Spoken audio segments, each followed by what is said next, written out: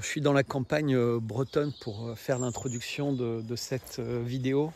C'était un direct avec Karl il y a quelques jours. Je vais également publier la deuxième partie de ma conférence d'hier à côté de Pont-Aven, qui sera publiée, je pense, dans la foulée de celle-ci. Puis je publierai la conférence que je vais donner là dans quelques minutes à côté de Vannes, dans un village qui s'appelle Ferrel, qui est d'ailleurs plus proche de la Baule que de Vannes. Et voilà, hier malheureusement la conférence que j'ai donnée, la première moitié, n'a pas été enregistrée. Je décrivais en fait une semaine de la géopolitique de Macron sur le plan international, mais également sur le plan national, pour montrer à quel point il était tout sauf un pantin ou une marionnette. Il est vraiment quelqu'un qui est aux commandes de beaucoup de choses.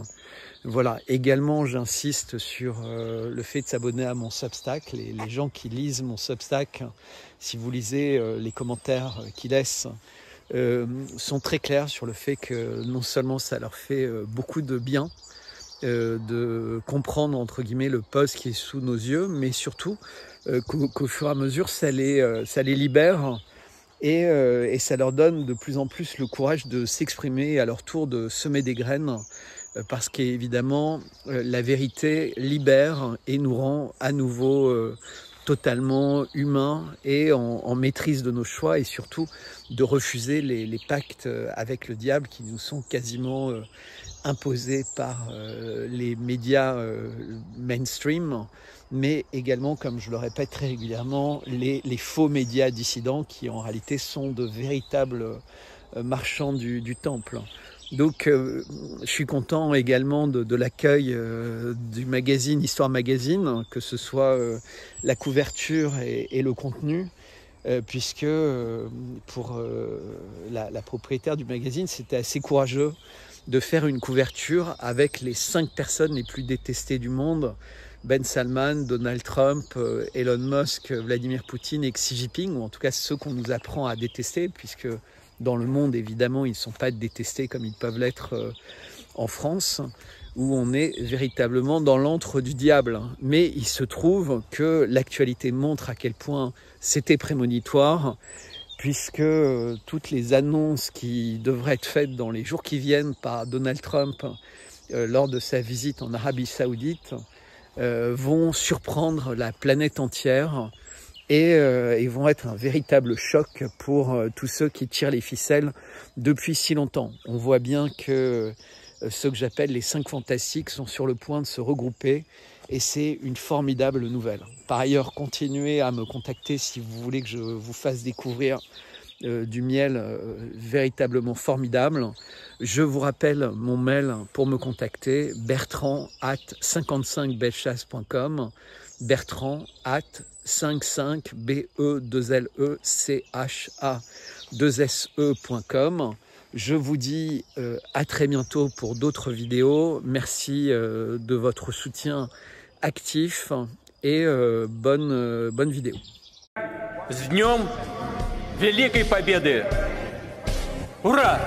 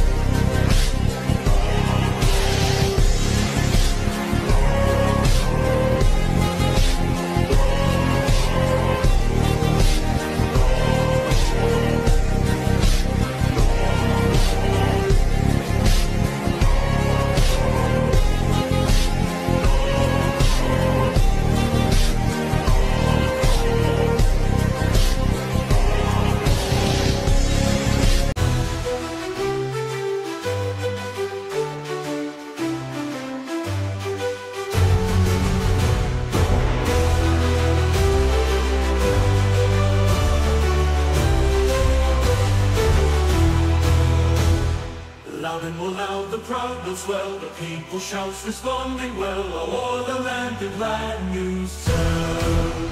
From sea to sea, from pole to pole, the echoes of that bell show rolls. When freedom comes through every soul. Ring, ring, exclaims the watching boy. The bell responds with notes of joy. Freedom's proclaimed in sweet and low.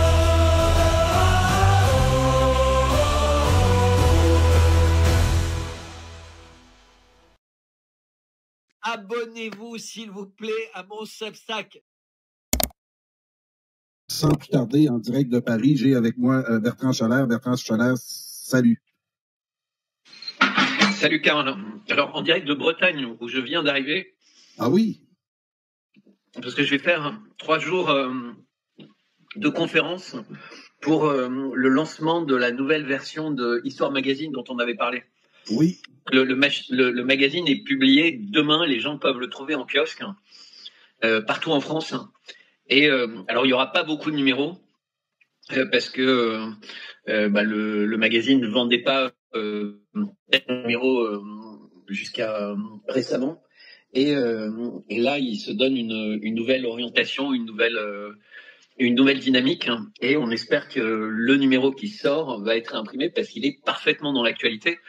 Parce qu'un des points dont j'aimerais bien qu'on parle en plus du pape, c'est quelque chose que j'ai lu pendant le trajet en train. Je suis arrivé à 22h45, donc au fin fond de la Bretagne, à Quimper. Et c'est que enfin Donald Trump se rend compte que Netanyahou se moque de lui. Ah oui? Et donc, ouais. Donc, tu as beaucoup d'informations qui sont sorties sur Telegram et Twitter à ce sujet-là. Et il s'est senti hyper humilié, en fait. Il a compris que l'autre s'était moqué de lui, qu'il l'avait brossé dans le bon sens, qu'il l'avait... Et alors, c'est très intéressant parce que, tu vois, tous les QAnon disent « Non, mais vous avez rien compris, Trump a la maîtrise de tout. » Et tous les gens qui disent « Mais c'est pas possible, il y a un génocide, il y a... » etc. Et puis, on se rend compte qu'il avait la maîtrise de rien. Et qu'effectivement, les gens qui ont bien compris comment le manipuler, le manipulent. Mais avec Trump, le problème, c'est quand tu l'as manipulé et qu'il réalise, alors il va vraiment se fâcher contre toi. C'est un peu comme Poutine avec les traîtres. Donc ceux qui se sont bien moqués de Trump, maintenant qu'ils commencent à se réveiller, risquent de le sentir passer. Bertrand, c'est-tu en lien avec ce qu'il annonce, sans encore l'annoncer là, depuis quelques heures, même quelques jours? Il dit qu'il y a une grosse annonce à faire samedi concernant... il dit qu'il y a une grosse annonce à faire au Proche-Orient. Middle East en anglais. Je pense qu'il aimerait bien qu'il y ait un accord sur Gaza ou un accord avec l'Iran, puisqu'ils annoncent très vite avec l'Iran. Et je pense que l'Arabie Saoudite joue un rôle de médiateur discret dans ce dossier, puisque l'Arabie Saoudite a recommencé à avoir des liens avec l'Iran. Comme, on en avait parlé souvent en fait, dans la liste de Trump, dans ses échanges avec... dans la liste de Poutine, dans ses échanges avec Trump... Invariablement, Trump mettait l'Iran et Gaza prioritaires sur l'Ukraine par rapport à Trump. Parce qu'il savait très bien que Trump n'a pas la main sur l'Ukraine. On voit que la main, elle est entièrement dominée par Macron. Enfin, à tel point que, tu vois, pour rejoindre Moscou, le Serbe, il a quasiment dû faire le tour de l'Europe. Tu vois, pour contourner et pour passer quasiment au-delà de la Norvège. Enfin, c'est un truc délirant. Puisqu'aucun pays d'Europe, ni la Roumanie, ni la Pologne, ni la Lituanie, ne laissait passer son avion. Comme c'était un avion dont le plan de vol était vers Moscou. Et tous les pays qui sont venus ont dû faire des plans de vol compliqués, en fait. Oui, j'ai des images de ça. Avant de te présenter des images du nouveau pape, c'est effectivement Fico, qu'on doit dire, qui débarque. Oui. Mais c'est là où c'est sympa, parce que tu vois, il y a quand même quelques pays qui ont bravé. Alors, je ne sais pas si Orban l'a fait, je suis pas sûr. Parce qu'il y a toujours un double jeu avec Orban. Orban est beaucoup plus proche d'Israël que de Moscou. Et puis, on s'en est rendu compte quand Orban a reçu Netanyahou, indépendamment du mandat d'arrêt de la Cour pénale internationale. Donc ça, à ce moment-là, c'était clair que s'il recevait... Netanyahou, c'est qu'il était dans le camp de Macron et pas dans le camp de la Russie. Et Bertrand, quand tu dis, puis pour terminer le sujet là, avec Netanyahou, Puis c'est J.D. Vance qui nous avait mis sur cette piste-là là, au début du mandat de Trump, que les intérêts, puis c'était déjà là, franchir une ligne là, dans les intérêts d'Israël, d'aller oser dire que les intérêts des Américains sont pas toujours les intérêts d'Israël. Et entre autres dans le dossier iranien. Parce que ici, certains commentateurs qui des votes en guerre, qui comprennent pas trop la dynamique, disaient on doit faire le ménage des ayatollahs de l'Iran, puis on nous met dans le drame des femmes voilées en Iran et toutes sortes de phénomènes qu'on connaît, toi et moi, là, pour essayer de brouiller les pistes. Mais c'était vraiment pas une bonne idée que d'avoir un plan pour attaquer l'Iran.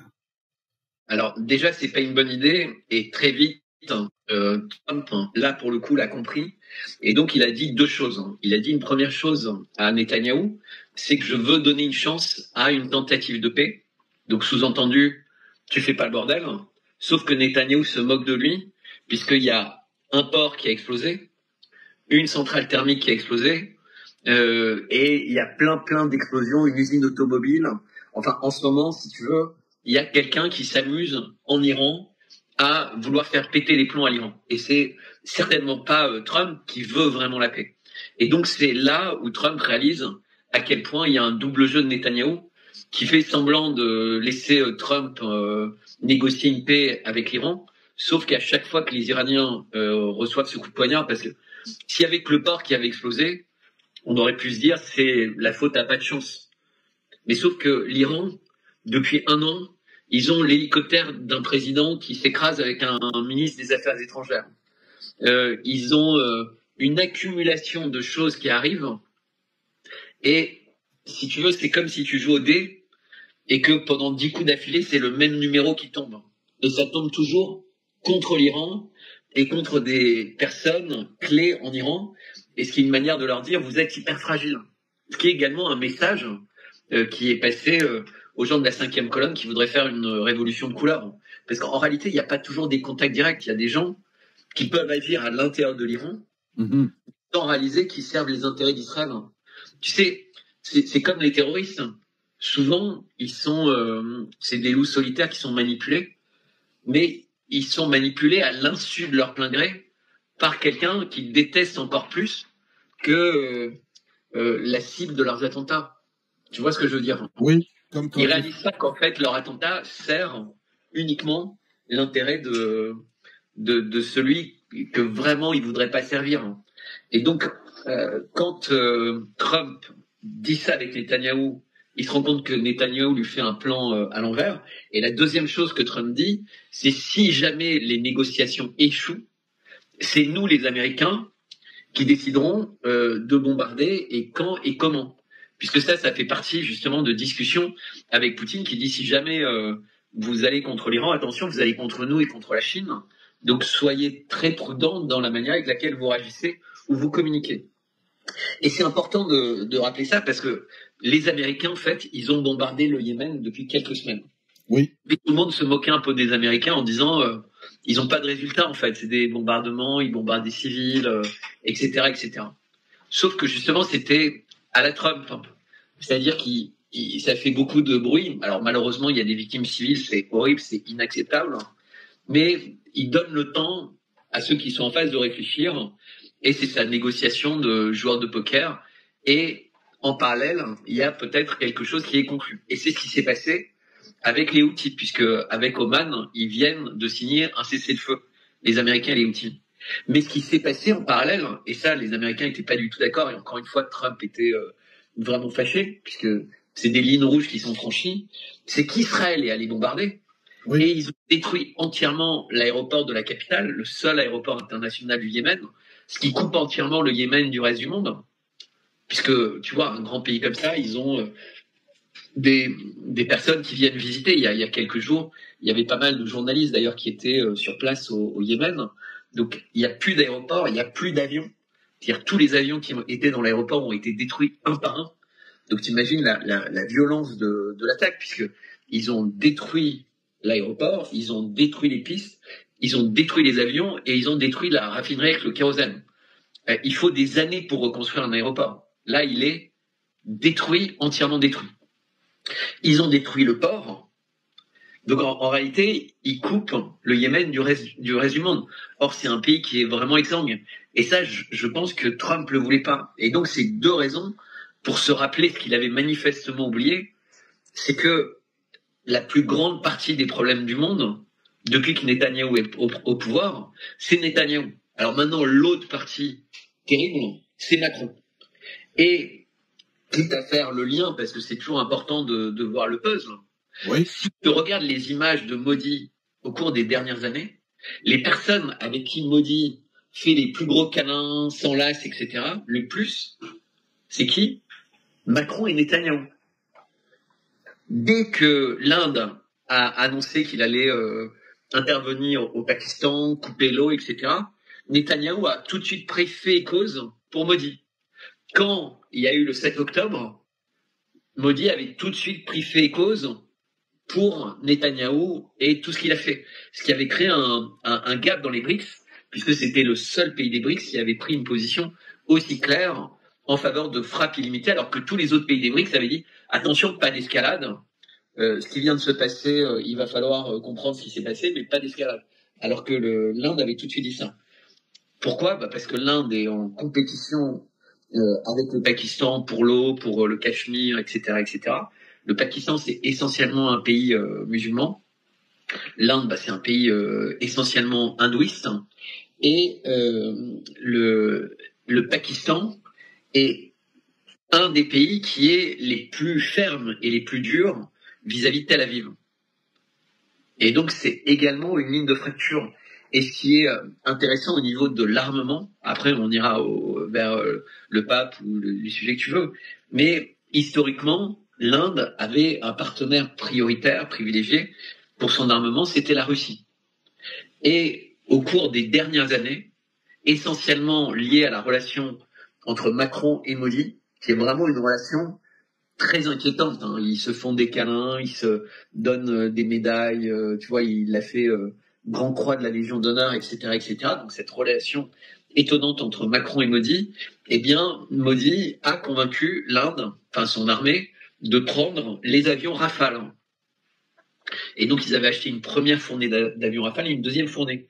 Et ça s'avère être une catastrophe, puisque selon toutes les informations sérieuses disponibles, il y a 4 avions Rafale qui ont été descendus par le Pakistan avec des armes chinoises et un Mirage. C'est-à-dire que des avions, si tu veux, qui coûtent des centaines de millions, qui sont censés quasiment être indestructibles, qui ont des moyens pour échapper à des missiles, avec des leurres, avec des machins, des contre-mesures électroniques, 4, alors qu'il y a peut-être 5 ou 6 Rafales qui étaient engagés par l'Inde, tu te dis, mais c'est délirant, c'est comme un strike, si tu veux. Oui. Et pour la France, c'est vraiment une très mauvaise nouvelle. D'autant qu'au début, tout le monde avait essayé de nier. Et d'une part, ils ont retrouvé des morceaux de carlingue avec les numéros de série, avec les infos, donc pour prouver que c'était le cas. Et la deuxième chose, c'est qu'il y a une boîte qui fait des sièges éjectables. Et la boîte, il y a eu un avion américain, un deuxième avion qui a disparu dans la mer Rouge, semble-t-il, à cause des attaques des Houthis. Mais la boîte fabrique des sièges éjectables. Et elle a annoncé le soir où les médias annonçaient 4 avions français descendus, eh ben ils ont annoncé 4 nouveaux pilotes sauvés avec leur siège éjectable. Et ça pouvait être que les Rafales, puisque les MiG-29 utilisés également par l'armée de l'air indienne n'utilisent pas ce modèle de siège éjectable, c'est une boîte américaine, et les Mirage non plus. Or, ils sont utilisés par les Rafales. Et cette boîte a refusé d'expliquer de quels avions il s'agissait, mais les images aussi d'avions, on voit que les pilotes réussissent en revanche à être éjectés avant que l'avion explose, puisque l'avion, avec tous ses radars, sait qu'un missile va l'atteindre, et donc automatiquement il éjecte le pilote. Donc tout ça pour dire que d'un côté, le Pakistan, c'est la Chine qui l'arme. Donc j'insiste, le Pakistan, c'est un pays musulman. Donc tout le monde prétend que la Chine de Pékin tue les musulmans, déteste les Ouïghours, etc. Mais c'est eux qui arment avec des systèmes d'armement très performants le Pakistan. Et c'est Xi Jinping qui a eu les paroles les plus fermes contre Tel Aviv depuis des semaines avant-hier.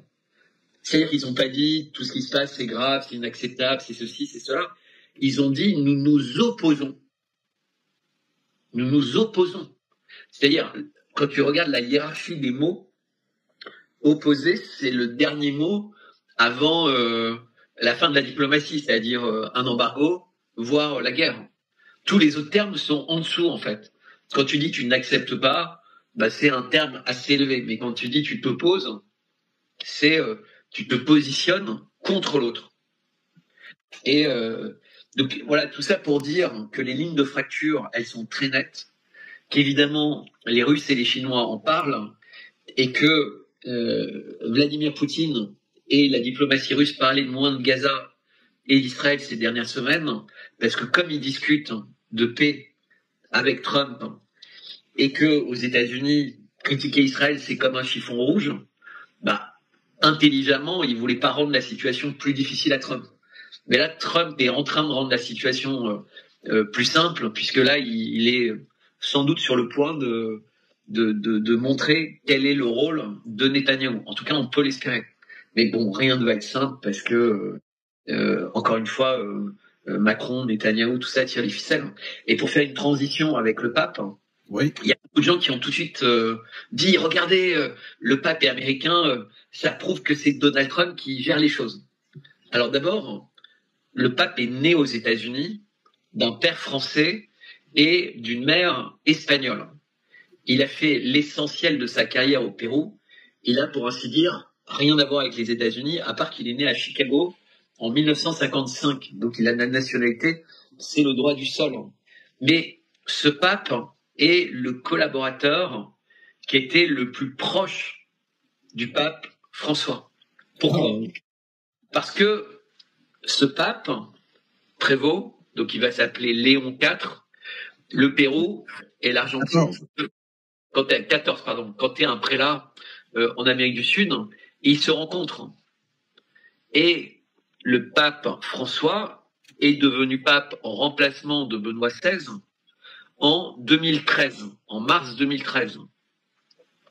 Et quasiment le premier cardinal, enfin le premier évêque qu'il a nommé, puisqu'avant d'être cardinal, tu es évêque, c'était qui ? C'était Léon XIV. Ah oui. Il l'a nommé tout de suite, c'est-à-dire il a été sélectionné. Donc le pape François, c'est mars 2013. Oui. En octobre, en fait, il sélectionne ce pape, parce qu'ensuite il y a toute une série d'enquêtes, etc., etc., etc. Et il est officiellement nommé évêque début 2014. Tu peux pas aller plus vite. Wow. Pour quelqu'un qui était très loin d'avoir une carrière d'évêque, parce que il a un parcours très particulier. Il faut savoir que le pape François, c'était un jésuite, et là, on a un pape qui est un augustin. OK. Et j'y reviendrai, c'est important, parce que quand tu prends Saint Malachie, sur le dernier pape, tu vois, tu avais les deux papes. J'allais te poser la question. Non, mais c'est le dernier pape, et donc il faut qu'il y ait un lien avec Pierre. Et il se trouve que les Augustins, et lui, il a été chef de l'ordre, et il est au Vatican, il a un rôle très important depuis 2 ans, puisqu'en fait, il est celui qui présente au pape les nominations pour être évêque. Donc en réalité, c'est lui qui a un peu la haute main sur la hiérarchie de l'Église. Mais c'est un poste extrêmement important. Ben Donc oui. il n'y a jamais eu aucun doute, c'est pour ça qu'il a été élu si vite. Il est l'homme le plus puissant du Vatican, le chouchou du pape. Il est jeune et il a le poste le plus stratégique. Et comme il est augustin, c'est son ordre qui a la gestion de la basilique Saint-Pierre de Rome, puisque c'est une basilique d'Augustin en fait. Tu sais, les basiliques en fait, elles sont gérées par des moines en fait. Et en l'occurrence là, c'est des moines qui suivent Saint-Augustin, puisque ça correspond à l'époque. Enfin, après il faut remonter, mais disons que c'est toujours quelqu'un de cet ordre qui est en charge de la basilique Saint-Pierre de Rome. C'est-à-dire le pape est l'évêque entre guillemets de la basilique Saint-Pierre de Rome, mais il délègue cette fonction à quelqu'un de l'ordre des Augustins. Et en fait, par construction, c'était, puisqu'il a plus ce poste, puisque maintenant il est le pape, c'était donc Léon XIV, mais qui avait plein de responsabilités. Et Léon, ça vient de Léo. Et là, c'est très important ce que je vais dire. Donc, c'est Lion, mais Saint Léon, le premier saint qui donne le nom, en fait, après l'usage du nom. Comme pape, il faut que ce soit un saint. Tu peux pas prendre un nom de quelqu'un qui n'était pas saint. Eh ben, Saint Léon, c'est un saint qui est devenu saint au moment de la chute de Rome. Or, l'Apocalypse, l'Antéchrist, c'est le moment de la chute de la nouvelle Rome, qui est censée être Bruxelles, puisque Bruxelles, la nouvelle Rome, est née du traité de Rome. Donc tout ça, si tu veux, c'est pas des coïncidences. Ça, c'est quelque chose que je voulais révéler dans mon Substack demain en exclusivité, et je le révèle en exclusivité dans la vidéo. Merci, Mais Bertrand. le C'est très fait... intéressant. Wow. Eh oui, mais parce que il faut regarder Saint Léon. Il devient saint en l'an 430 ou quelque chose comme ça, enfin, si tu veux, au moment de la chute de Rome, et avec les invasions barbares, etc. Et donc, tu te rends compte qu'il ne pouvait pas choisir un autre nom. Il est forcément le pape de la fin de l'Église. Et c'est lié à son nom. C'est-à-dire que quelqu'un qui regarde toutes ces choses-là pouvait deviner que ce serait lui. Et moi, j'avais dit à plusieurs personnes que, évidemment, ce serait pas le pape Aveline ou le pape machin ou ceci, cela. C'était ridicule. Parce que lui est le plus proche du pape.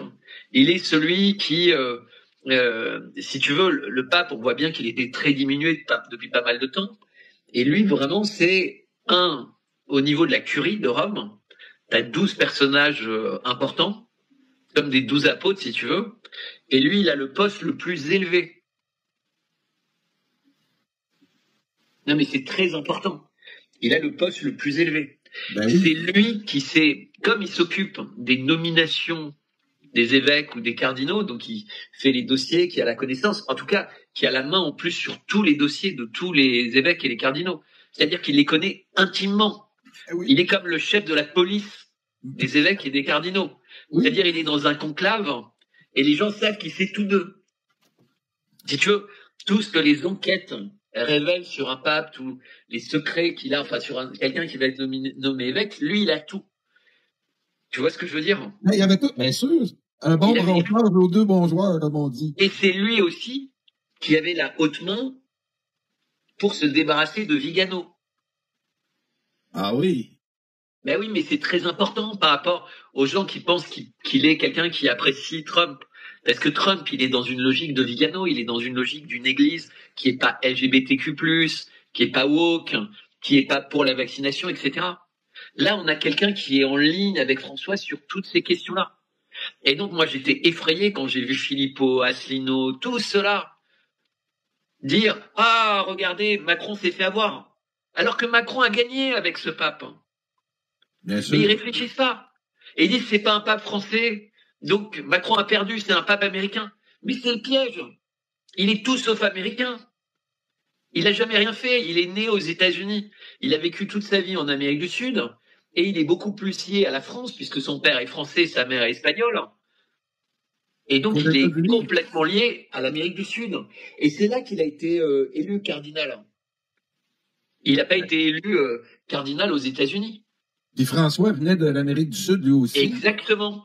Et lui est président, il était président de la conférence épiscopale pour l'Amérique du Sud, qui est une très grosse conférence épiscopale, puisque tous les pays d'Amérique du Sud sont catholiques. Ce qui n'est pas le cas, par exemple, de tous les pays d'Afrique. C'est-à-dire, il y a une grosse dynamique pour la religion catholique en Afrique, mais il y a une lutte considérable d'influence en Afrique entre la religion musulmane et la religion catholique. Ce qui n'est pas le cas en Amérique du Sud. En Amérique du Sud, la concurrence, elle serait plus avec la religion juive, puisque c'est des juifs qui se retrouvent au sommet de plein d'États. Très étonnamment, alors que les peuples sont à 90% catholiques. Exactement. Mais donc, on a vraiment un pape totalement dans l'eschatologie. Et comme Benoît XVI voulait pas être le vicaire du Christ, pas Benoît XVI, François, donc d'une certaine manière, il n'était pas totalement pape. eh bien, ça collerait avec Saint-Malachie, les numéros, le lien avec Pierre, puisque là, il y a plus qu'un lien avec Pierre, puisque c'est un Augustin, encore une fois. Oui. En lien avec Saint-Augustin, l'ordre. Tu sais que c'est à l'ordre des Dominicains, des Oui, Augustins, etc., etc. puis tantôt, tu parlais de François, lui, qui était jésuite. Exactement. Et Donc, donc, on présente beaucoup ces deux-là en Amérique du Sud, c'est ça? exactement. Mais des jésuites, il n'y en a pas forcément beaucoup. Tu sais, des Augustins, il n'y en a que 2400 dans le monde. D'accord. Alors qu'ils ont 400 basiliques ou monastères à gérer. Donc, ça veut dire qu'il y en a 2, 3, 4, c'est très très rare. Les ordres religieux ont quasiment tous disparu depuis le Moyen-Âge. Donc, il y en a certains qui ont résisté parce qu'ils ont en gestion des lieux qui rapportent beaucoup d'argent. Tu vois ce que je veux dire? Oui, oui, Sinon, oui. ils seraient absorbés par d'autres ordres. Alors, les dominicains, enfin, tu vois, tu as des ordres qui ont une certaine dynamique pour différentes raisons, mais c'est pas trop le cas des Augustins. J'en profite pour grignoter un petit peu. Oui, ça va nous donner, je pense que ça fait le tour, puis on va sûrement en reparler à la prochaine émission. C'est très, très intéressant. C'est ce que j'ai découvert avec M. Vernochet tantôt. C'est qu'il est américain par naissance, mais par la suite, là, c'est lié avec... Mais certains reliaient ça aussi avec la visite de J.D. Vance, quelques jours avant la mort de François. Mais non, mais Ouais. c'est en fait, comme il y en a qui ne vivent que par rapport à tu, Ouais. même maintenant que tout le monde a démontré que ça n'existait pas, même les gens qui l'ont créé ont dit oui, c'est nous qui avons créé le truc, mais ils continuent à croire. Et donc, ils disent, ah ben regarde, J. Evans va voir l'ancien pape, il meurt, etc., etc., et il y a un nouveau pape et il est américain, CQFD. Sauf qu'il est tout sauf américain. Il est tout sauf ami des positions de Vigano. Si ça avait été le cardinal Sarah, Ouais. quasiment la première chose que le cardinal Sarah aurait fait, ce serait de s'excuser auprès de Vigano. Puisqu'ils étaient très proches. Mais en réalité, le cardinal Sarah, il n'avait aucune chance d'être élu. Puisque François, avec lui, a choisi depuis des années plus de la moitié des votants. Et comme François avait été lui-même élu, il y a une grande partie de l'autre moitié qui était plutôt sur les positions de François. Donc ça veut dire que les 3/4 aujourd'hui des gens qui votent au Vatican ont des positions totalement anti ce que Trump veut et favorables à ce que Macron veut. Donc Macron, il voulait juste être sûr que ce soit pas un candidat entre deux. Il voulait être avec un candidat extrême. Et c'est pour ça qu'il avait fait ce déjeuner. Et je suis désolé de dire, et ça m'effraie, mais vraiment, Macron a de nouveau gagné. Ah oui. Ben oui. Ah oui, vu de cet angle-là, c'est on le comprend très bien. Je voulais te parler justement de Macron, parce que j'ai vu passer ça, puis au début, je croyais à une fausse nouvelle. J'en croyais pas mes yeux. Un discours de Macron du 5 mai, ça date pas de 3 ans, parce qu'une fois que je l'ai écouté, j'ai dit c'est peut-être une vieille vidéo, mais c'est pas le cas. Concernant la franc-maçonnerie, et là, je veux te faire écouter les premières paroles parce que c'est inquiétant. Ça vient de confirmer encore une fois tes thèses là, concernant Macron. Il l'a dit quasiment en transe. Et là, je te fais écouter le début. Le son n'est pas très bon, mais je vais l'arrêter. Là. Le début, il donne froid dans le dos. Écoute ça. Que la franc-maçonnerie est aux avant-postes de la bataille. La bataille qui importe, si nous voulons faire sauter le siècle. Si nous voulons faire sauter le siècle. Non, mais pas sonner. Pour le pas bien sonner. de l'humanité. Ah. Il veut faire sauter le siècle pour le bien de l'humanité. Juste ça, là, c'est quoi qu'il veut faire sauter? Non, mais déjà, dans le même discours, et après je vais revenir là, il évoque l'importance de la franc-maçonnerie pour la République française. Sous-entendu, c'est grâce à vous, au moment de la Révolution, que la France est devenue ce qu'elle est aujourd'hui. Et il faut bien voir, et un petit lien avec Notre-Dame, que le damier au sol de Notre-Dame date de l'époque de l'influence grandissante des francs-maçons partout. Donc le damier noir et blanc au sol de Notre-Dame, c'est important parce que il y a toujours des liens avec tout en fait. Mais que dit Emmanuel Macron avant cette phrase-là que tu cites? Il dit « La France est la fille naturelle de la République ». Ça veut rien dire. Parce que la République, c'est quoi tu vois. Mais la fille naturelle, en français, ça veut dire quelque chose. Une fille naturelle, c'est une bâtarde. Ça veut dire que c'était avant Napoléon, avant que ce soit changé dans le dictionnaire, on utilisait le mot bâtarde, puisqu'elle n'avait pas de père, donc c'était une fille sans père. Et ensuite, c'est devenu naturel parce que c'était un mot qui était moins choquant. Mais c'est un terme légal. Et donc, ce que dit Macron, et ça sous-entend, en général, ça veut dire que tu es une fille de pute. Sous-entendu, une fille naturelle, l'insulte, c'est fille de pute, ou fils de pute, tu vois, un enfant naturel. Et donc, Macron dit, la France, c'est la bâtarde de la République. Mais le nom qui est associé à la France, c'est fille aînée de l'Église. C'est-à-dire que la France, c'est la fille aînée de l'Église. Et Macron dit, la France, c'est la bâtarde de la République. C'est d'une violence inimaginable. Et il le dit, il le répète, j'ai mis la vidéo sur mon profil. Maintenant, s'il dit là, à toi, enfin, c'est la phrase que tu as repris, c'est qu'il compte sur la franc-maçonnerie. Donc, à l'intérieur de la franc-maçonnerie, en fait, les rouages intéressants pour lui, pour être ses alliés, pour façonner et détruire le monde de demain, puisqu'il le dit tout le temps, il va falloir détruire pour bien reconstruire. Tu sais, il le dit avec des sourires, il dit, pour bien reconstruire, il faut d'abord détruire. Toi, par exemple, tu es dans le bâtiment, tu sais qu'idéalement, plutôt que d'essayer de rafistoler ou de réparer ou de machin, bah, dans le meilleur des cas, il faudrait détruire et reconstruire exactement ce que tu veux. Plutôt que de... Bah, Macron, il passe sa vie à dire ça. On ne peut bien construire qu'en ayant fait table rase du passé, en ayant détruit le passé. Et c'est ce qu'il est en train de faire. Il détruit la natalité en constitutionnalisant l'IVG. La natalité en France n'a jamais été aussi basse. Ben oui. Là, maintenant, il vient de faire passer l'euthanasie. Et il va en parler un petit peu plus loin. Etc., etc. Il est fou. Écoute, quand il est très dangereux. Faire sauter ce siècle, il veut faire... On réécoute ça, puis on réécoute le reste, le temps que que tu manges un peu. Ça y est, j'ai fini là. Oui, mais on l'écoute au complet parce que ça donne froid dans le dos. Comment on peut pas réagir à ça? Il est supposé de travailler pour les intérêts de son peuple, non pas essayer de le faire exploser. On le réécoute. Que la franc-maçonnerie est aux avant-postes de la bataille qui importe si nous voulons façonner le siècle pour le bien de l'humanité.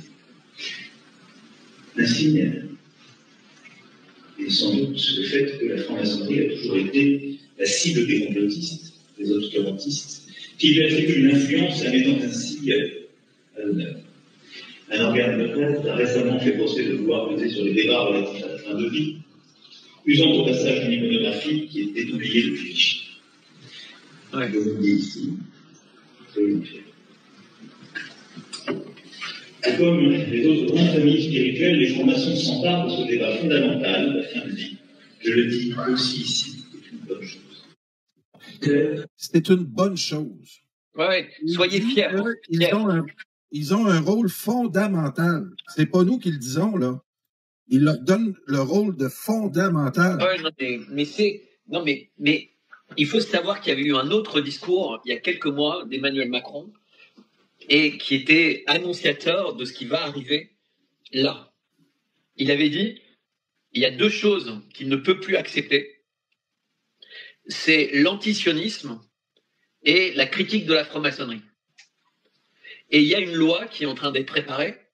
Maintenant qu'ils ont fait passer toutes les lois qu'ils voulaient, la prochaine loi, qui va être une loi Guesso de 2025, c'est d'interdire de critiquer la politique de l'État d'Israël.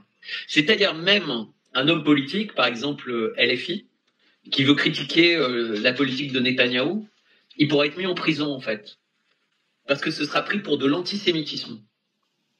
Alors je ne sais pas comment il va faire pour les francs-maçons, mais ils vont trouver. Tu sais, ils ont inventé la loi sur le harcèlement, soi-disant pour protéger des personnes publiques ou des gens qui sont à la télé. qui ont construit leur carrière et leur notoriété en s'exposant au public et en faisant les couvertures de magazines, etc.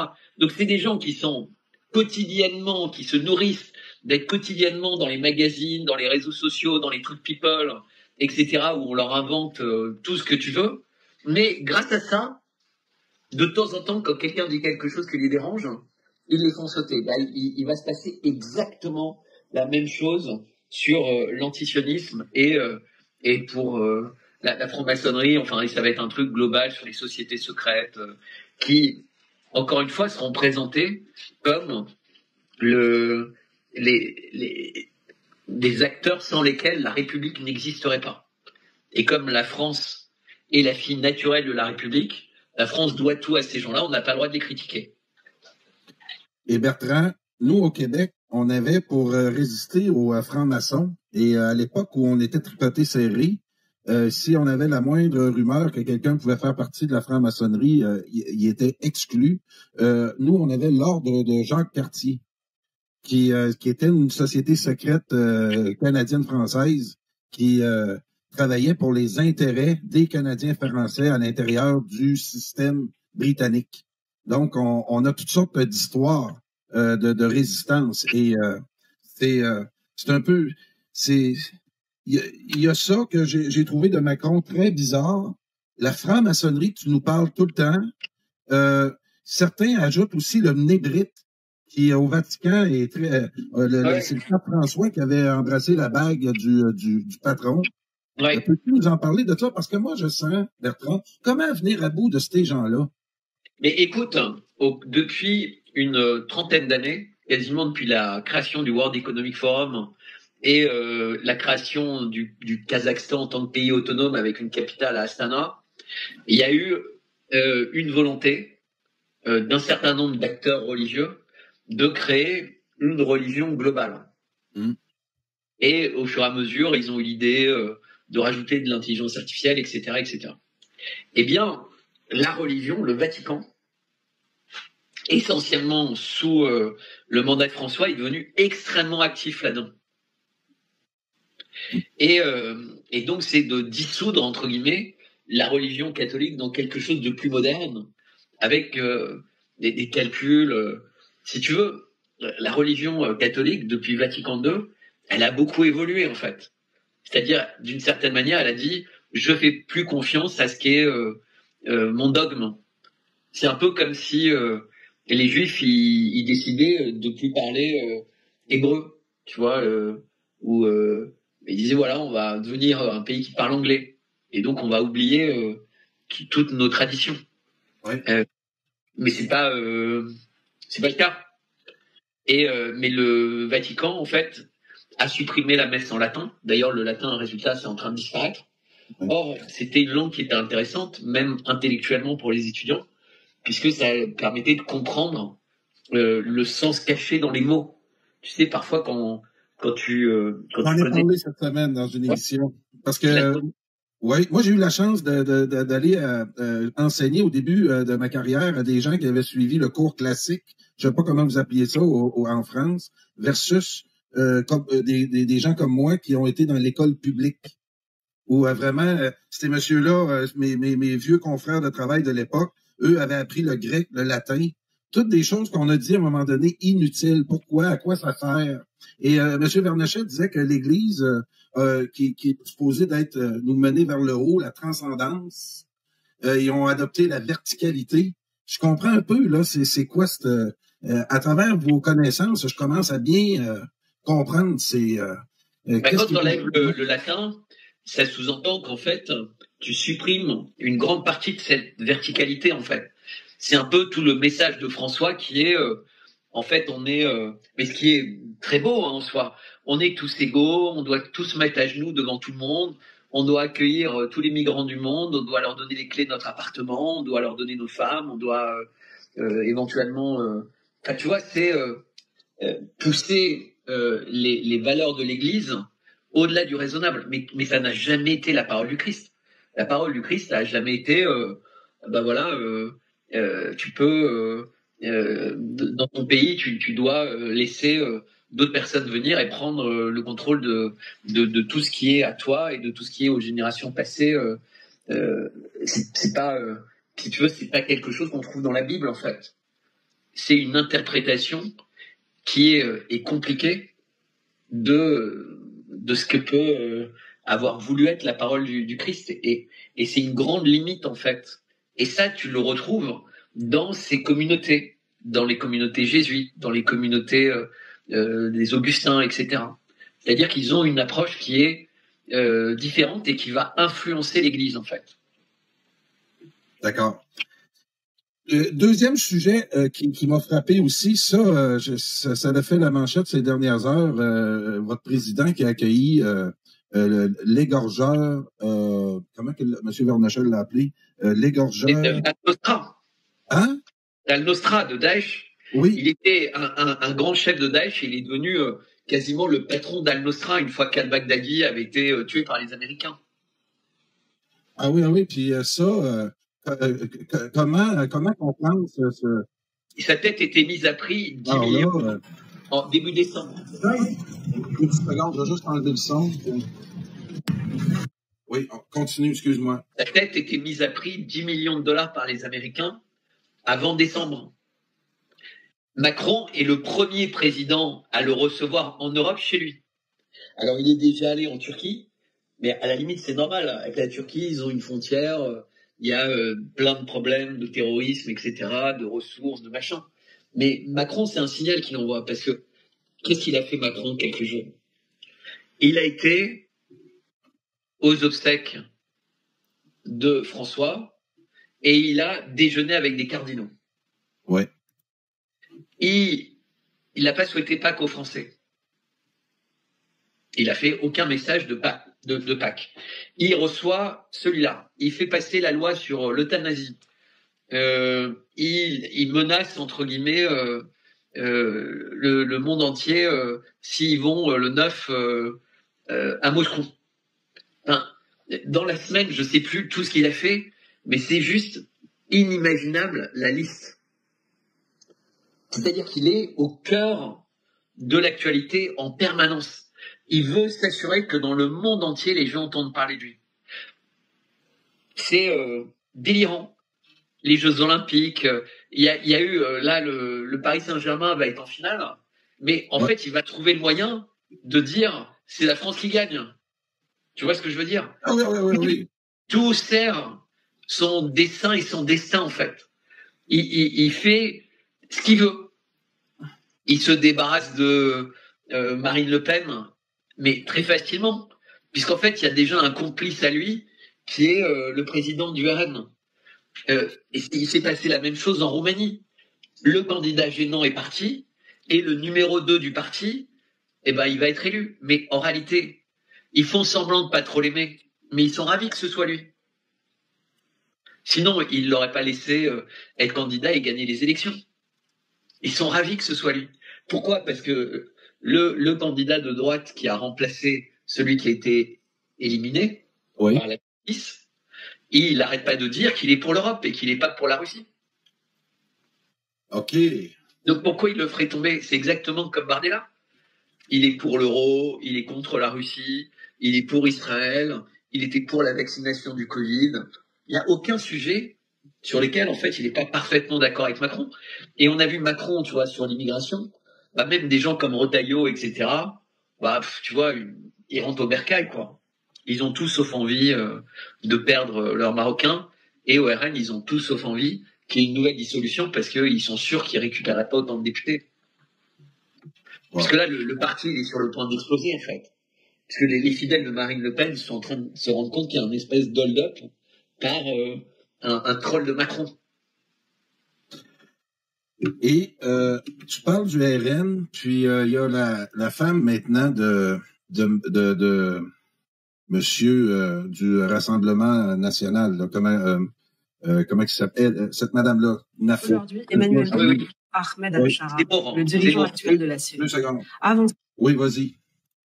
Donc elle, c'est la compagne de Zemmour. C'est ça, excuse-moi. J'ai oublié le nom de Zemmour parce que lui, c'est un... que j'ai aimé beaucoup en partant, Bertrand. Il parlait d'histoire, il parlait des intérêts de la France. Puis quand il est arrivé le conflit en Ukraine, là, moi, ça a fait pout.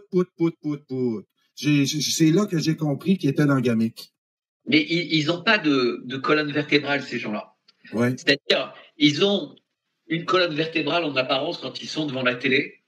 Et comme ça, ils ont un maximum de personnes qui les écoutent, qui les admirent, parce qu'ils sont très cultivés. Ils ont un langage très ferme sur un certain nombre de sujets qui touchent tout le monde. Donc les gens l'aimaient beaucoup. Et même moi, je dois avouer que de temps en temps, je pouvais regarder et il y avait des choses qui disaient qui étaient pas dénuées de bon sens. Et finalement, ils décident de se lancer en politique avec elle. Donc après, je vais pas parler de leur vie privée. Non. Et ça crée un vrai engouement. C'est-à-dire à un moment, il est donné à 15-20% dans les sondages, ce qui peut lui donner même l'espoir d'être au second tour, tu vois, sur un malentendu. Et puis finalement, les gens réalisent que il n'a pas beaucoup d'idées très fermes. Parce que quand arrive le conflit en Ukraine, intuitivement, il se dit la position de la Russie est la bonne position.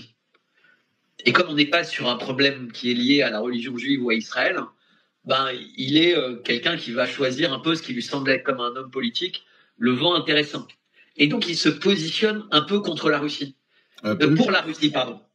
Sauf que ce qu'il n'a pas compris à ce moment-là, c'est que 90% des Français ont été tellement bien manipulés par des années de télé qu'ils sont tous contre Poutine. Et là, il s'écroule complètement, parce qu'il est présenté comme un pro-Poutine. Et donc, même ses fans s'éloignent de lui en disant « Non, c'est pas possible, on va pas aimer un pro-Poutine. » Puisque, encore une fois, 90% des Français, on leur a appris à détester. Et après, en fait, on réalise qu'il n'avait pas eu des positions très claires sur le vaccin. Et puis, quand arrive 2023, Gaza, là, clairement, tu vois, on l'entend plus du tout. Et donc, il s'est écroulé, en fait. Ah oui, complètement. Il est passé de 15 à 2 ou 3%. Aux européennes, il a réussi un peu avec Marion Maréchal, mais c'était un jeu de dupe, en fait, parce qu'elle l'a immédiatement quitté avec les élus. Et donc maintenant, il n'y a plus qu'une élue dans son parti, qui est une élue européenne, qui est sa compagne, Sarah Knafo, et qui est sans doute en ce moment la personne qui met le plus en avant, en fait. Et alors, ce qui est rigolo, c'est qu'il y a Soral qui dit elle pourrait faire carrière, et d'ailleurs, ça a été une de mes très bonnes maîtresses. Ah oui? Alain Soral, là, Alain Soral, hein. Ah oui, qui était pestiféré partout. Aujourd'hui, on savoure ses analyses. Je l'écoutais à ADP TV avec, comment il s'appelle? Son nom va me revenir, Bertrand. Puis il disait, entre autres, et je trouvais ça très bon dans son analyse, il dit que dans les années 80, la gauche qui est arrivée, et c'est elle, l'extrême droite. Et j'ai trouvé, il dit, il utilise les mêmes méthodes que l'extrême droite. Puis en plus, ils font porter l'odieux de l'extrémiste de droite aux autres. Et aujourd'hui, je pense qu'on est rendu à cette fin de logique-là. Là. Mais c'est ça. Mais de toute façon, aujourd'hui, et c'est ce que les Russes disent, les nazis, c'est l'Europe, l'Ukraine, et ils visent vraiment l'Allemagne, l'Angleterre et la France.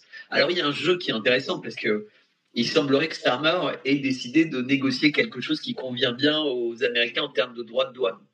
Donc, mais en même temps, qu'est-ce qu'ils produisent les Anglais à part des produits financiers et la banque qui exportait, tu vois, peut-être du Schweppes et des Cadbury, mais sinon c'est pas grand-chose en fait. Donc, on est vraiment dans un moment où on voit la Chine et la Russie qui sont véritablement main dans la main, qui peuvent créer un monde juste à L2 avec quelques pays qui s'y rattachent.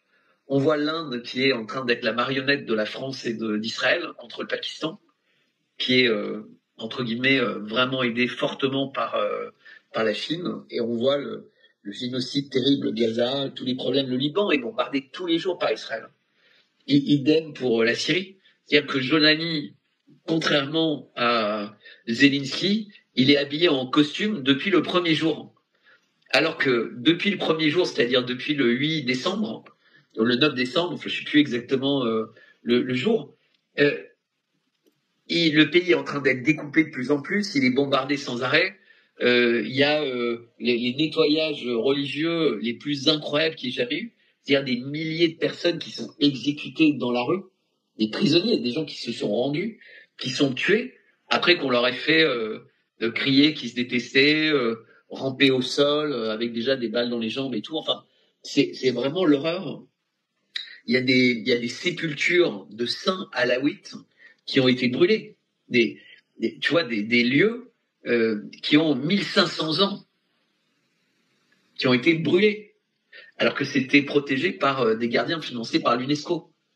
Mais ça, personne n'en parle.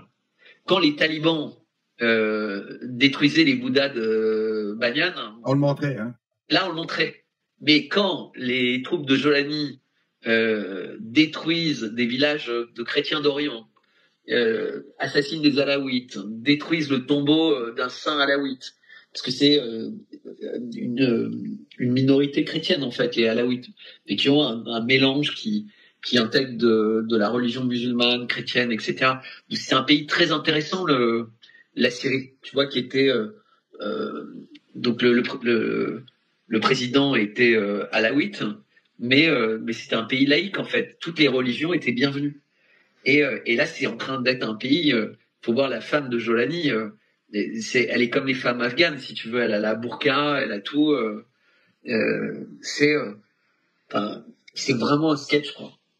Ah, et comment présenter ce gars-là quand on a démonisé pour... écoute, je connais pas toute l'histoire de Bachar al-Assad, là, mais l'autre, on le connaît bien, là, puis ils l'ont juste maquillé, ils ont mis une cravate, puis ça en fait un égorgeur modéré. Ouais. C'est le terme de Vernochet. Comment on peut réussir à présenter ce personnage-là en Occident avec tout ce qu'il a fait sans essayer de... Hein? Ça, c'est un terme qui avait été inventé par Fabius. Ah oui?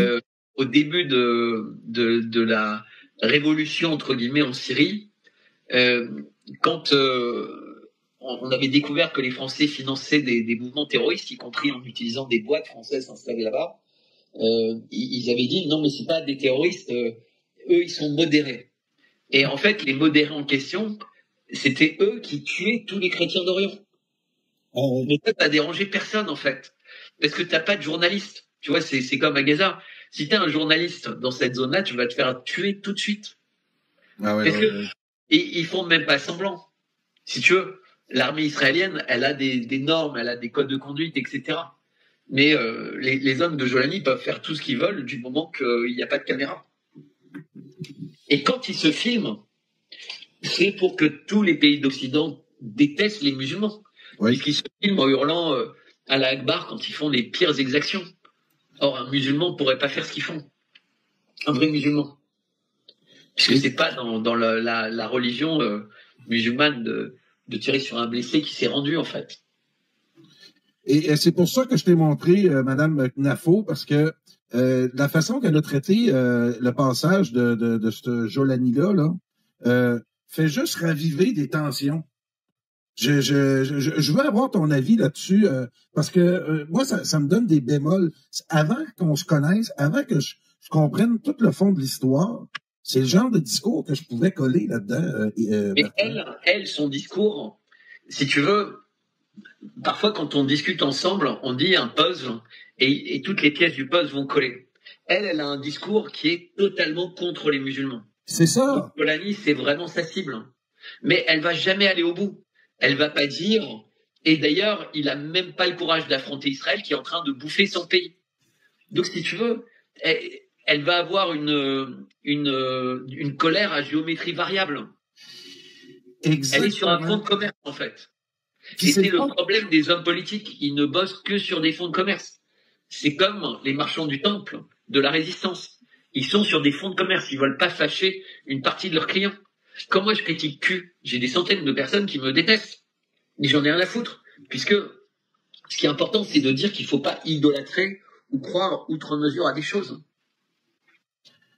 Exactement. Puis c'est ça que tu dis. C'est une chose que j'ai appris profondément depuis 3 ans. L'empire du mensonge qui vient essentiellement d'un empire maritime. cherche à exacerber les tensions, c'est-à-dire diviser pour mieux régner. Et NAFO, c'est à ça qu'elle sert. Exactement. Exactement. Puis je veux juste le faire entendre aux gens. Ça dure quelques secondes, mais j'ai pensé exactement la même affaire que toi, Bertrand. Macron va recevoir Ahmed al-Shara, le dirigeant actuel de la Syrie. Avant cela, cet homme avait été l'un des principaux chefs d'Al-Qaïda.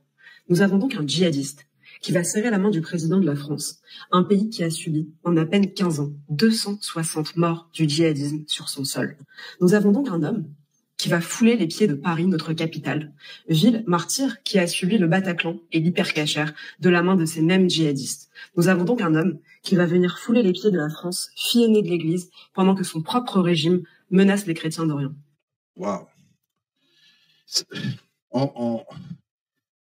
C'est très important de travailler. Ce qui se passe, c'est que le régime a pu être mis en place pour une raison hyper simple, c'est que Netanyahou s'est vanté il y a une semaine d'avoir empêché, en particulier l'Iran, de maintenir en place Bachar al-Assad. Ce qui veut dire que Israël a empêché de maintenir en place un gouvernement qui évitait la barbarie dans ce pays. Parce qu'en réalité, dans la prison, ils n'ont jamais réussi à trouver de prisonniers véritablement de droit commun qui n'avaient pas commis toute forme d'exaction. Tu sais, ils ont même été obligés d'inventer des faux prisonniers pour, tu sais, la fameuse prison qui était censée démontrer que Bachar al-Assad c'était le pire mec du monde. Mais ils trouvaient personne en fait. Et donc à la fin, ils ont pris un comédien pour faire semblant d'être quelqu'un qui était victime de cette prison de façon éhontée. Et le type a été démasqué parce qu'il était sur les réseaux sociaux. Donc, puis tu vas être content de moi, cette vidéo-là de quelques secondes aussi nous explique très bien tout l'empire du mensonge et le terrorisme. On écoute. Oh, on y va. Monsieur Roman, savez-vous que nous envoyons 40 millions de dollars par semaine aux talibans? Oui, monsieur. Pouvez-vous citer d'autres exemples d'aide étrangère ayant bénéficié à des organisations terroristes? Nous avons aidé Al-Shabaab en Somalie. Il y a eu des cas concernant le réseau Hamzeh au Soudan, le Hamas, le Djihad islamique, le Hezbollah, Kataïba, ainsi que Hayat Tahrir al-Sham. En Syrie, des dizaines d'organisations terroristes ont reçu une aide indirecte par le biais de l'aide étrangère américaine. Voilà, c'est tout dit. Ouais. Parce que moi, c'est ça qui est génial aux États-Unis, c'est qu'il y a une vraie transparence. C'est-à-dire qu'à un moment ou un autre, les dossiers sortent. Mais tu remarqueras que on n'a pas tout pour Kennedy, on n'a pas Epstein, on n'a pas le Covid, on n'a pas toutes ces choses-là. Pourquoi? Parce qu'il y a trop d'intérêt en jeu. Le Covid, maintenant, les Chinois disent aux Américains, vous êtes responsables, vous allez payer. Ben oui. Donc subitement, ils vont arrêter d'emmerder Fauci parce que si Fauci dit toute la vérité, ça coûtera des centaines de milliards aux Américains. Et donc en fait, ils se tiennent tous par les couilles. Parce que quand tu es dans le camp des méchants qui trichent, qui mentent, etc., à moins de tuer tous les gens qui savent, tu es sur un volcan, tu es sur un siège éjectable. En fait, tu peux toujours avoir quelqu'un comme là qui va balancer ça. Tu vois, tu as un fonctionnaire ou un haut gradé qui, sur la Bible, va dire la vérité. Va dire, voilà, c'est nous qui finançons le terrorisme dans le monde. Mais on n'est pas les seuls. On le fait avec nos amis du Mossad, on le fait avec nos amis français, nos amis allemands, nos amis anglais. On se coordonne pour le faire mieux. Puis, dernier sujet, les yeux vont être tournés vers Moscou demain matin. C'est vraiment le dernier sujet, je vais te laisser te reposer par la suite. Tout ce qui pourrait arriver demain à Moscou, à quoi tu t'attends? Non, moi je pense qu'il va rien se passer parce que, mais peut-être c'est très naïf de le croire. Bon, d'une part, les Russes doivent être en état d'alerte incroyable. Et état d'alerte incroyable, ça veut dire qu'ils ont mis en branle tous leurs espions. C'est-à-dire qu'ils ont des gens autour de tous les centres de décision en Ukraine, etc., qui sont vraiment au courant de toute décision qu'il pourrait y avoir d'envoyer des drones ou des missiles ou ceci, ça. Et il se trouve que sur la place rouge, il y a le président chinois.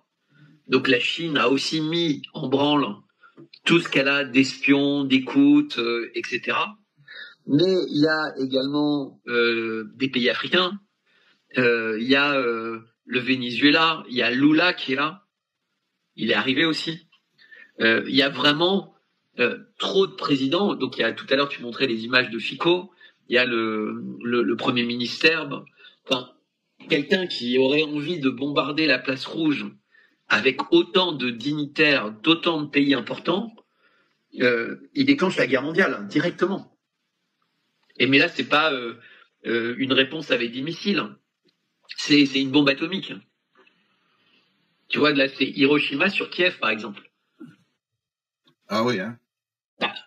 Là, t'imagines, sur la place rouge, c'est pas une cérémonie militaire, c'est un hommage à 26 millions de morts. C'est ça qui se passe demain sur la place rouge. C'est pas la Russie qui montre ses muscles et qui, tu vois, c'est pas le 14 juillet. C'est pas la fête nationale russe. Ça, c'est en juin. Là, c'est un hommage qui est rendu à 27 millions de morts qui ont perdu la vie pendant la Deuxième Guerre mondiale, dont 13 millions de civils. C'est ça ce qui se passe demain. Si tu veux faire du mal à la Russie, d'abord c'est débile, mais tu peux prendre leur fête nationale, ce que tu veux, tu vois, une date. Mais là, c'est un hommage aux morts. C'est pas, tu vois, c'est toutes les familles russes ont été touchées. Toutes les familles d'Europe ont été touchées. Il y a même des familles américaines, canadiennes, australiennes, africaines qui ont été touchées par la Deuxième Guerre mondiale. Mais les Russes ont été les plus touchés. 1 personne sur 7 est morte. Bertrand? Ouais. Pour toucher Moscou, là, est-ce qu'on a besoin des satellites des Américains? Oh ouais, c'est indispensable. Comment? Parce que les seuls missiles qui peuvent toucher sans satellite, c'est aussi des missiles américains. C'est-à-dire, c'est des missiles qui sont programmés d'avance. Mm-hmm. Et il n'y a que les Américains qui peuvent les programmer. Tu sais, c'est les fameux missiles attaque CMS. Mm-hmm. Les Britanniques ont-ils cette option-là? Ont-ils des satellites? Les Français? Parce qu'il y en a les missiles français ou anglais, c'est principalement des missiles qui sont envoyés depuis un avion. Et donc, là, il suffit, enfin, entre guillemets, on vient bien de le voir, tu auras des avions qui seront dans les airs, tu sais, un peu comme les avions AWACS, donc, et qui verront tous les avions qui décollent, la nature des avions, le machin, le risque. Là, c'est une alerte totale. Donc, à moins d'envoyer une pluie de drones vers Moscou, qui est quand même à plus de 350 km, enfin, il y en a tellement que les défenses aériennes les laissent passer, ce serait vraiment suicidaire. Parce que là, ça impliquerait tous les pays amis de l'Ukraine. Et puis, je te rappelle qu'à Kiev, au même moment, il y a une réunion où il y aura Macron, il y aura un certain nombre de personnes. Et que les Russes ont un truc qui s'appelle Oreshnik. Et Oreshnik, il faut à peu près 3 minutes entre le moment où ils l'envoient et le moment où ça arrive à Kiev. Donc, s'ils envoient quelque chose sur Moscou, 3 minutes après, ils sont tous ventilés, quoi. Puis on souhaite pas ça, puis on est loin de ça, là. Mais à voir, puis c'est très fragile actuellement, en tout cas. Tu parlais au début de l'émission des tenants du plan, des QAnon. Là, on voit que le monde est plus complexe que ça. Et oui, c'est ça que je voulais parler pour terminer, Bertrand. C'est cet accueil de Vladimir Poutine à Jinping qui sort de l'ordinaire. Pendant que Trump les menace de toutes sortes de tarifs et de guerres économiques de toutes sortes, il se fait accueillir par Poutine de cette façon-là. Ça montre l'importance de la Chine dans tout ce jeu-là. Et Poutine, lui, comprend ça très bien.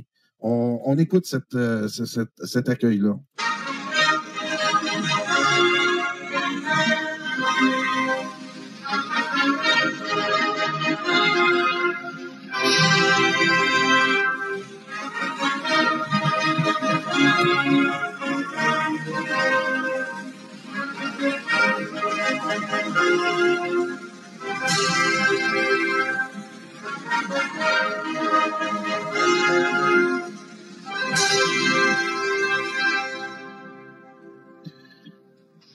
C'est là-dessus que je voulais qu'on termine, Bertrand, parce qu'avec ton œil, c'est le genre d'images, de vidéos qu'on a voulu produire du côté de la Russie, là.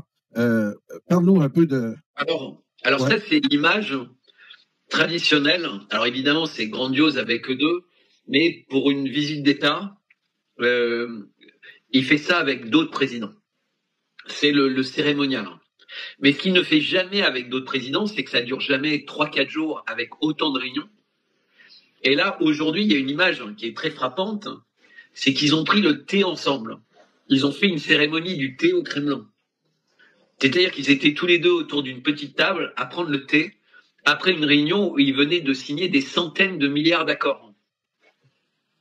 Et l'autre déclaration la plus importante, la plus surprenante de cette journée, c'est que tu sais, depuis toujours, Vladimir Poutine insiste sur l'importance de l'histoire.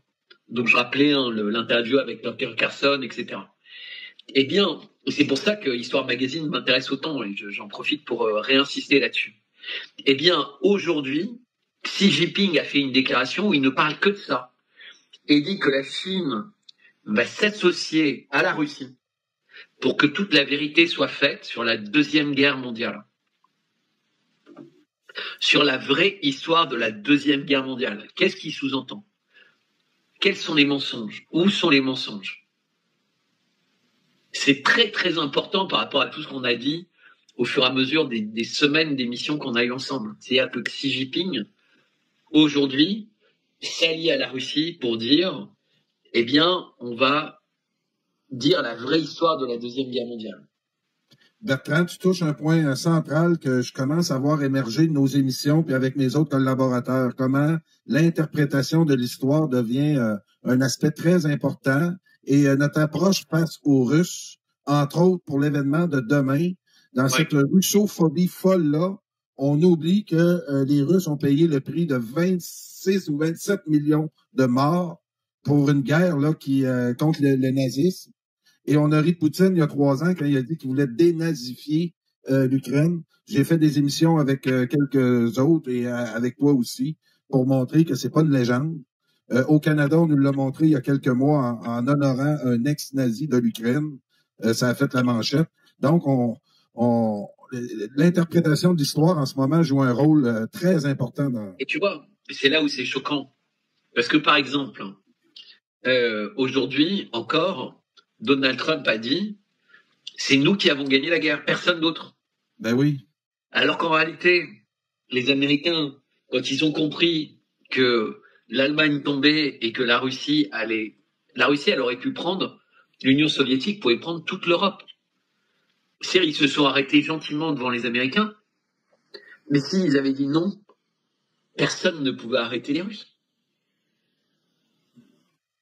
Personne. Exactement. Même en ayant perdu 27 millions, les Russes, ils pouvaient prendre toute l'Allemagne. Et en fait, la grosse erreur, entre guillemets, des Russes, c'est que, je l'ai dit déjà dans une autre émission, ils ont récupéré la partie détruite de l'Europe, la partie décimée de l'Europe. D'où les famines, etc., auxquelles ils ont dû faire face. Alors que les Américains, ils ont fait un plan Marshall, mais pour la partie de l'Europe qui n'a jamais été détruite. Puisque l'Allemagne nazie, elle a quasiment pas fait la guerre en Europe de l'Ouest. On a abdiqué en 1, 2, 3, 4 jours pour les pays qui ont le plus résisté. C'est ça la réalité. Il n'y a pas eu de destruction, très peu. Les plus grandes destructions de la Deuxième Guerre mondiale, c'est les bombardements alliés sur les villes. Tu prends une ville comme Caen, 90% des gens qui sont morts à Caen pendant la Deuxième Guerre mondiale, ils sont morts sous les bombes américaines ou anglaises. Oui. Pas allemandes. Et tous les sacrifices à l'ouest, à l'est, face aux nazis, ça a été... puis on sait que certains de la finance américaine ont financé les nazis. Ben oui. Ça aussi, c'est très surprenant. À la fin de la guerre, en 1944, l'Allemagne avait encore 270 divisions. Eh bien, il y avait 10 divisions face aux alliés de l'Ouest. Il y avait 20 divisions en Allemagne et en Autriche, etc. Et il y avait 270 divisions face aux Russes. Donc juste pour te donner une idée de la manière avec laquelle les troupes avaient été mises en œuvre. Et ça, tu le vois très bien dans Le Jour le plus long. t'as personne. En fait, t'as personne. T'as plus aucun soldat du côté de l'Ouest, parce qu'ils sont tous partis sur le front russe pour pas se faire détruire. Donc quand ils décident de faire le débarquement, bah, je veux dire, en soi, le débarquement, il est tellement ridicule que s'il y avait eu ne serait-ce qu'un tout petit peu plus d'Allemands, le débarquement, il n'aurait jamais été réussi. C'était du tir au pigeon, le débarquement. Ils allaient sur des plages avec des falaises. Donc, s'il y avait eu un tant soit peu de chars, d'avions allemands et de choses sur la façade maritime, mais c'était des centaines de milliers de personnes, l'eau, elle aurait été pleine de sang pendant des semaines et des semaines. Il n'y en aurait pas un qui aurait réussi à sortir des plages. Il n'y avait pas de résistance, quasiment. Et tu vois, tous ces films, ils disent pas que des mensonges. De temps en temps, dans un village, il y avait un petit peu de résistance. Mais sinon, ils avançaient comme dans du beurre. Et c'est vachement important. Le fait qu'ils avançaient si vite, ça posait des problèmes de logistique pour la nourriture, parce que la nourriture avait du mal à suivre, tellement ça avançait. On va en apprendre de plus en plus et puis on va suivre ça de près, Bertrand. Merci beaucoup de ta générosité ce soir. Et on se reparle peut-être dimanche, parce que là, tu as 3 jours de conférence. Ah oui, puis... Non, mais dimanche, c'est très bien. Je raconterai ça. Et puis, je pourrais parler plus en vous montrant un exemplaire d'Histoire Magazine. Il faut que tout le monde aille dans un kiosque près de chez lui demain pour l'acheter avant qu'il n'y en ait plus. Oui, puis je vais prendre 2 secondes là à la fin de l'émission là pour le remettre à l'écran pour que les gens puissent le voir là. Tiens, je l'ai ici. Je vais juste le transférer dans mon courriel ici, dans mon puis je vais le présenter en conclusion, Bertrand. Merci beaucoup. Merci Karl. Bonne soirée à tous. Il y avait du monde ou ça intéressait pas trop? Ah oui, ça a monté. On est à 600 actuellement. Puis il est minuit, même plus tard que minuit là. Il est 1h du matin en France. Donc, tu as sûrement beaucoup de Québécois qui t'écoutent actuellement sur les 600 d'un peu partout. Ils peuvent s'abonner à Substack, c'est en français, c'est du bon français. Là, j'ai eu une très très longue journée hier aussi, donc je suis un peu fatigué. Parfois, c'était plus compliqué Mais merci de ton invitation, Karl. Et bonne soirée. Merci de ta générosité. On va te reposer. Merci, bye bye.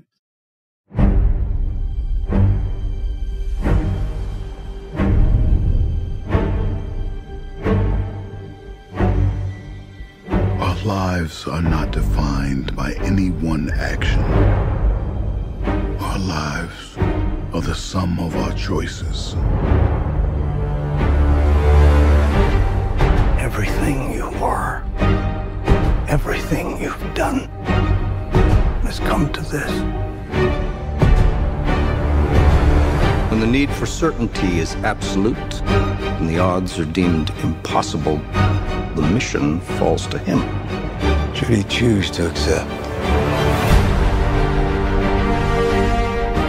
For every life you tried to save, you gambled millions more. And now the fate of every living soul on earth is your responsibility. That's the pattern, isn't it? You refuse to sacrifice the ones you hold close.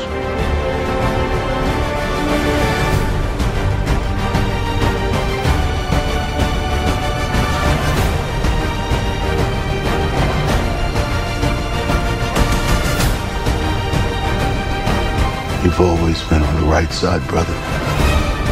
I have no regrets. Neither should you.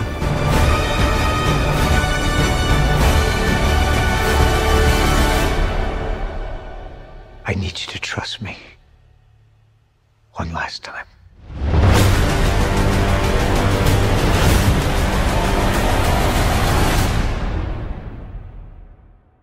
Le mal a toutes sortes de dénominations. Dans l'Ancien Testament, c'est Satan, Lucifer. Le diable. Tout à fait. Sachez que le mal est une ombre qui se trouve à l'extérieur de notre monde et qui cherche sans relâche à y entrer de force. Quoi? Quoi? C'est de la folie?